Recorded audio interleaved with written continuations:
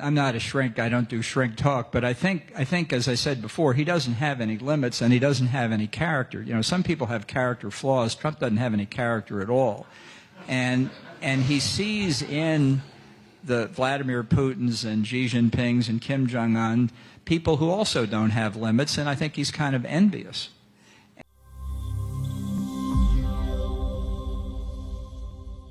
Sot në Fokus do të kem përsëri ekskluziv ambasadorin Bolton. Kam qenë në një takim në Washington ku ai ka qenë rreth një orë gjysmë duke shpjeguar mandatën e dytë të pritshëm të presidentit Trump. Nisur kjo duke marrë nisëm nga ribotimi i librit të tij ku gjithçka ndodhi në zyrën e shtëpisë bardhë. Fillimisht do të flasim për McGonigal. E kam thënë që dosja McGonigal, saga McGonigal nuk ka mbaruar. Ai duhet të vetëdorëzohej në qelit e burgut në 18 mars. Ka një vendim në gjykate që kjo të shtyhet në 3 qershor. Ka pasur një emocion nga avokatët e McGonigal dhe gjykatësia konservatore e ka pranuar. Shpo një jetë. E kam thënë që McGonigal ka pasur takim për 7 orë me 7 krerë dhe inteligjencës amerikane. Pra vazhdon, i jep informacion, edhe pse thuhet që hetimet kanë përfunduar. Por, ne na lë shpresë që hetimet të mos kenë përfunduar për kryeministin Rama, i cili është thellë i zhytur në korrupsion me McGonigal, direkt, përmes Fokus, po dhe përmes Duçkës. Natyrisht që kur dënohesh për diçka në Amerikë, nuk mund të dënohesh për herë të dytë. Por në qoftë se dalin informacione të reja, kjo nuk ngjet. Avokat Ylber Dautit, të cilin e kisha ekskluzive javën e kaluar, do të më fliste pikërisht se çfarë mund të ngjas me sagën McGonigal. Kemi rastin e McGonigal, nuk e di, e keni ndjekur në Shqipëri. Në qoftë se do të ishte bërë gjyq, sfatë gjyq, do të kishte juri, do të kishim shumë nga korrupsioni i Ramës, u bë një deal. Për shqiptarët duket sikur është pazar, si ka mundësi gjithë këto akuza nga 80 vjet dënohesh me 5.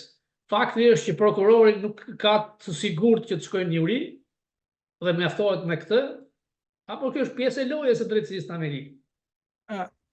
Si në çdo, unë mendoj që ky element ekziston edhe në Shqipëri.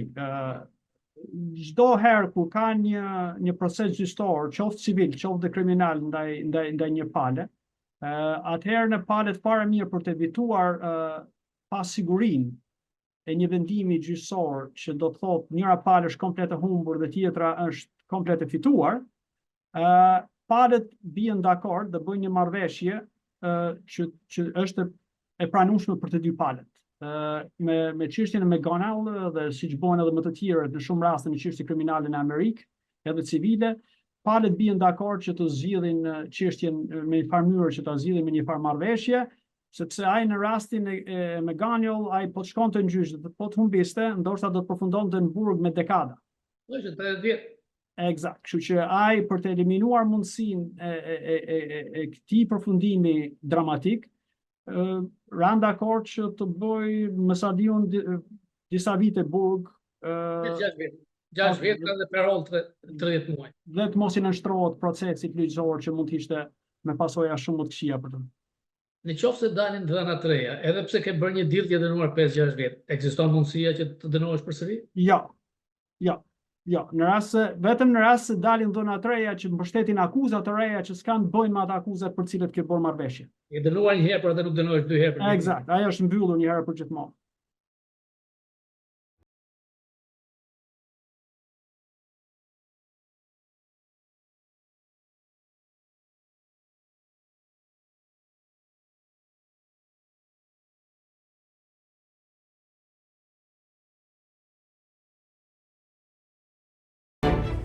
In the first term for Jared Kushner and Ivanka Trump to serve in the White House, I think they damaged themselves. I don't think they will serve if there's a second Trump term. I think putting his daughter-in-law at the Republican National Committee really is an embarrassment. It has nothing to do with the people involved, but it shows how few people out there Trump really trusts. And that is what is more dangerous about that, rather than these people getting the positions, is the loyalty test that Trump will impose in a second term on his advisors, cabinet officials, and others, which is, will you be personally loyal to me as a... Të gjithë druhen se çdo të ngjas në mandatin e dytë të presidentit Trump. Më mirë se ish këshilltari i sigurisë kombëtare, John Bolton, nuk mund ma thot askush. John Bolton ka qenë nën sekretar shteti me Bushin e parë, asistent i prokurorit përgjithshëm, një drejtues i lartë e USAID, ka një përvojë të madhe, drejtori një super PAC të madh, komitet politik, duke mbështetur kandidatët konservator Reaganit, dhe ai ka frikë që një mandat të dytë do të sjellë një luftë të madhe brenda republikanëve, do të dobësojë votën dhe mundësia e madhe e largimit nga NATO. Natyrisht që unë do ta pyesja ku e lë kjo Shqipërinë dhe Kosovën, dhe ai drui kësaj, jo vetëm Kosova dhe Shqipëria do të jenë në rrezik, por të gjithë vendet e Europës.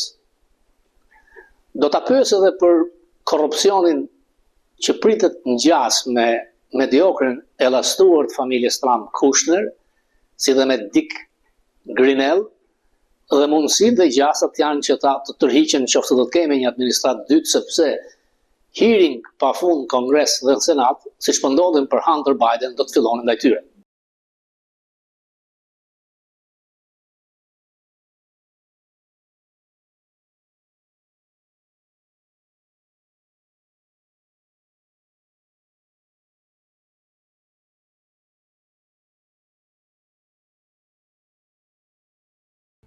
Good, you said. Good, thank you. We can start. Ka një problem me Jared Kushner dhe kind Dick of problem Grenell with të përfshin Albania. biznese në Jared Serbi Kushner në and Shqipëri. Grenell are A investing është kjo in normale? Albania and Sepse in ata Serbia. kishin informacione kur But ishin is në that shtëpinë e bardhë dhe normal? tani merren Because pazar. they knew about the economical deals when they were in White House.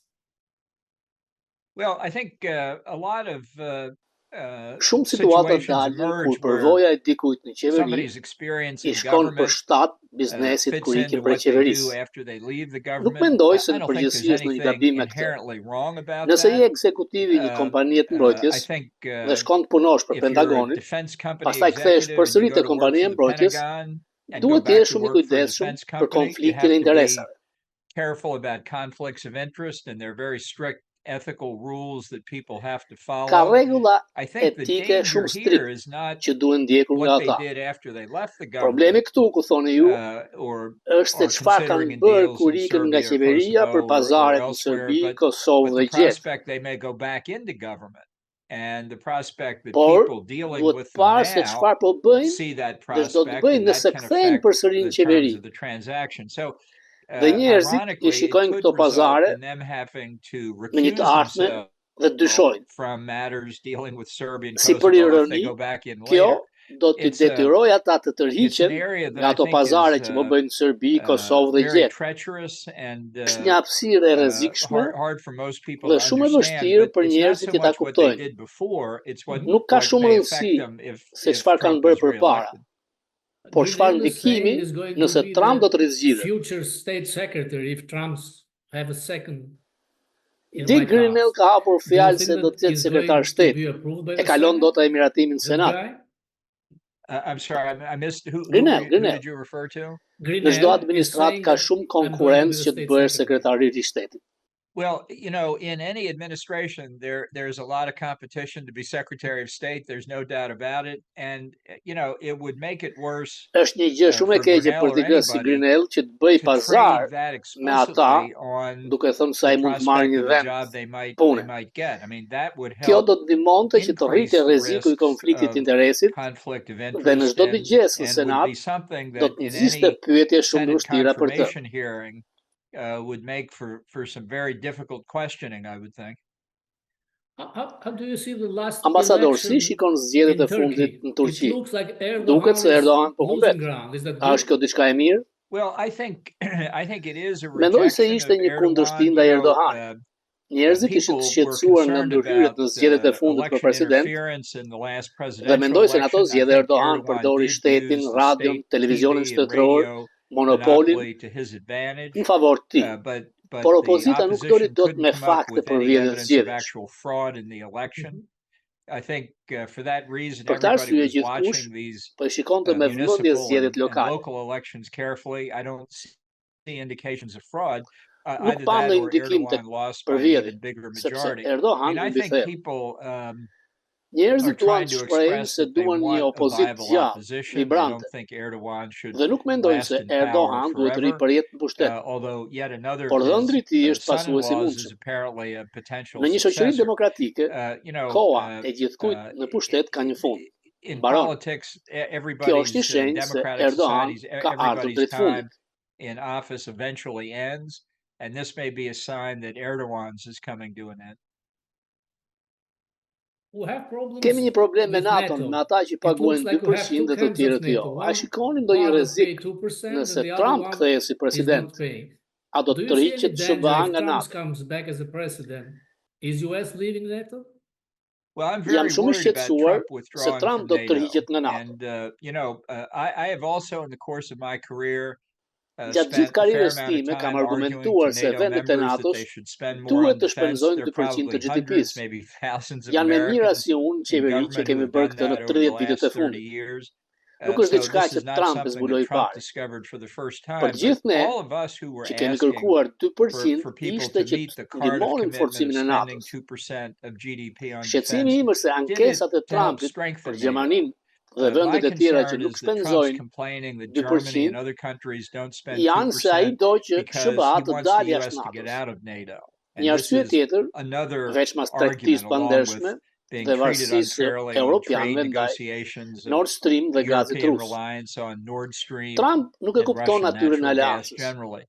I don't think Trump understands the nature of alliance relationships. He thinks we're there to defend Europe as a business proposition, and he wants to be paid for it. In fact, a functioning alliance makes everybody stronger, including the United States. Now, that doesn't lessen the obligation of members to pull their fair share of the weight. And Trump is right when he says if you made the commitment, if you want to be in NATO, increase your defense spending.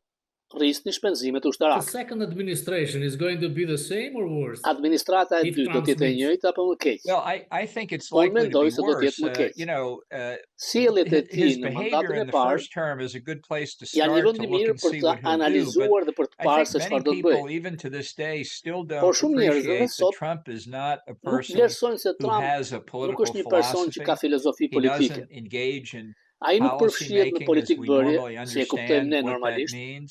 sepse nuk He's e di ad çfarë është hoc, ajo. anecdotal, Ai rri larg, transactional, anekdota, and it all transakcione filters through the prism of dhe how çdo does gjë this filtron benefit mes Donald prizmit Trump. se si So përfiton in a second nga term, kjo I e think gjithë knowing he Donald only Trump. has 4 years and he Me një will come term të up dytë, against the duke ditur constitutional se ka limit of vetëm 2 4 vjet, terms, he has a sepse very vjen short përballë period of time. kushtetutës që And kufizon vetëm 2 mandate, I think it's ai going to ka be a një kohë shumë chaotic të shkurtër. administration Do të jetë një almost from the administratë beginning. kaotike që nga fillimi.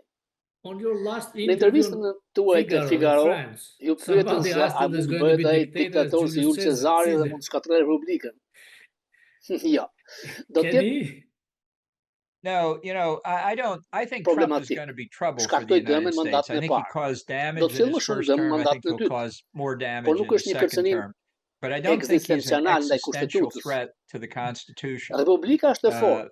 The Dhe një Republic person is strong, nuk do ta shkatërrojë and one dot. person Kur isn't going dëgjova to ta bring it krahasojnë down. me Cezarin dhe fundin e So Republikës Romake, when I hear him tha compared që to Donald Trump nuk është Julius Cezar. Caesar and the end of the Roman Nuk Republic, duhet I të can ignorojmë only say problemet që do Donald të Trump sjellë. is no Julius Caesar. Let's be clear.